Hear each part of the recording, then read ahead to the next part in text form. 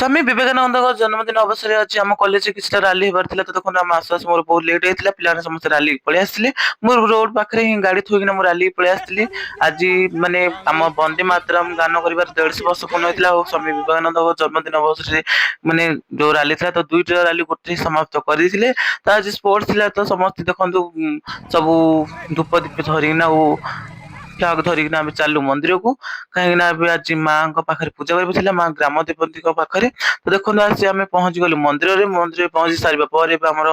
ପୂଜା ଅର୍ଚ୍ଚନା କରିବାରେ ଲାଗିଥିଲୁ ସେଠି ମଶାଲ ଲଗେଇ ସାରିବା ପରେ ରଣକ୍ଷେତ୍ରକୁ ଯେମିତି ମଶାଲ ଲଗେଇ ଆସନ୍ତି ସେମିତି ତ ସ୍ପୋର୍ଟସ ପାଇଁ ତ ସବୁଠି ଆଗରୁ ଆମେ ଜାଣିଛୁ ଯେ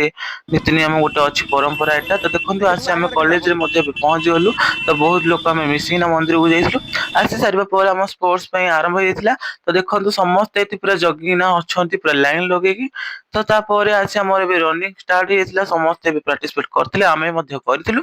ପ୍ରାକ୍ଟିସ ସେଟା ସରିବା ପରେ ଝିଅ ପିଲାମାନଙ୍କ ମଧ୍ୟ ହେଇଯାଇଥିଲା ଦେଖନ୍ତୁ ଏବେ ରନିଂ ଝିଅ ପିଲାମାନଙ୍କ ରନିଂ ସରିବା ପରେ ଆମର ତ ଏବେ ଲଙ୍ଗ ଜମ୍ପ ଥିଲା ତ ଦେଖନ୍ତୁ ଏବେ ସୁମନ ଓ ରୁଦ୍ର ଆମେ ସମସ୍ତ ସାଙ୍ଗମାନେ ଆମେ ସବୁ ମିଶିକି ଭାଗ ନେଇଛୁ ମୁଁ ତ ଛୋଟ ଗୋଟେ ଭିଡିଓ ବନେଇଛି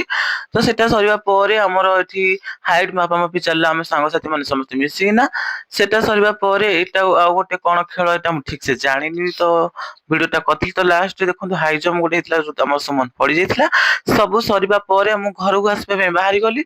ଦେଖନ୍ତୁ ଆସିଲା ପରେ ବାଟରେ ଆମର ନିଆଁ ଲାଗିଥିଲା ତ ଦେଖନ୍ତୁ ମୁଁ ଆସି ଏଠି ନିଆଁ ଲିଭଉଥିଲି ନିଆଁ ଲିଭେଇକି ମୁଁ ଠିକ କରିଛି ନା ଭୁଲ କରିଛି ଆପଣ ନିଶ୍ଚୟ କହିବେ ଜୟ ଜଗନ୍ନାଥ।